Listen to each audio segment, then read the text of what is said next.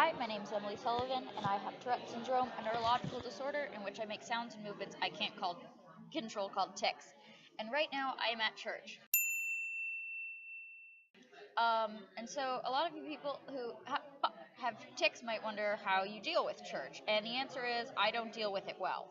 But basically, I've been sitting and doing my homework, and because I'm early, and unfortunately, I have made the wonderful decision to drink caffeine.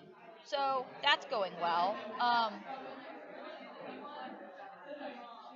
guess as a resource channel, I should name a bunch of ways for you to deal with church better. Number one, and this also pertains to a lot of public places. If you think your tics are too extreme or you're uncomfortable, uh, you can stay in what's called a cry room. It's basically a soundproof room where you take crying babies. And it's usually empty, and if not, you can just say curse words in front of little kids, so that's fun.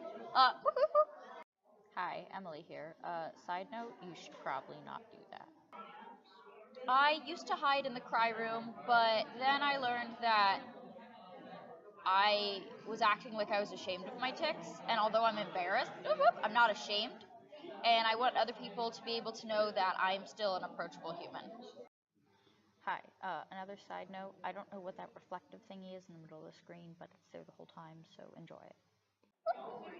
Number two, have sensory aids. I don't have one on me today because, again, I'm drinking coffee, so I'm already a badass. Um, So I'll usually have like a sensory chew or a fidget cube or something, because the thing about church is it's a very sensory environment. People are standing, sitting, moving, kids crying, people singing. Again, we sing a lot. Um, and that can be really upsetting, and that's one of the reasons why my tics are so bad. Also because it's church and you're not supposed to be saying curse words. It makes me say fuck. It makes me say curse words. Especially because there are kids in there, it makes it worse. But yeah, so have a fidget cube or a sensory aid. Hi, side note again. Maybe this thing is just the Holy Spirit.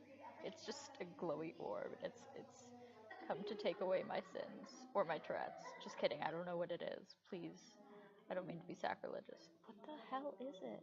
It's like okay. Number three, one of the most important ones. Sit with people who you are comfortable with. I sit with a family called the Heimbaugh family, and the thing that's great about them is they know my tics, and my friend Claire, she knows what to do if I have an attack. I go to youth group with them.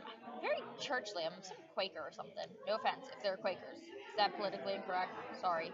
Um, and so they're just a good family to sit with, and they're very lighthearted about my tics, and they just react naturally. So if I say something funny, they laugh, and if I'm having a hard time walking, they help me.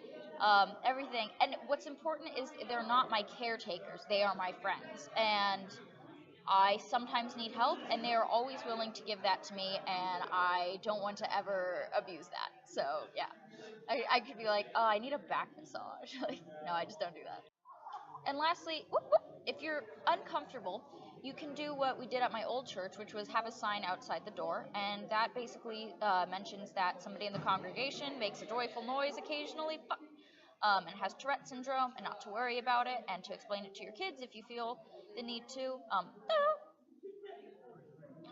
Or you could have it printed in the bulletin, or you can have it made, or you can just explain to members of the congregation. I've educated a lot of people that I have Tourette's, and I know you're not supposed to say fuck bad words in church, but I do some nigger fuck, yeah, sometimes. And I still go to church because, I don't know, I just go to church a lot. I have friends here. Also, can you notice that my smile is tighter on one side than the other? That's because I've been ticking for so long. My mouth is crooked, so when I smile, it's like smirky. I look like an idiot. All of these old people have no clue what I'm doing. So now that I've embarrassed myself enough, I'm going to go back to my homework, back to my coffee, back to my poor decisions. But I wanted to just let you guys know the possibilities for church. Maybe I'll take a video in church. No, they'd catch me and they'd be like, that's weird, so I won't do that. I don't have an outro, so this is it. Look at this lady. It looks like she's just a floating head.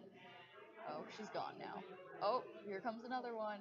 Ooh, spooky. Happy Halloween. Floating heads.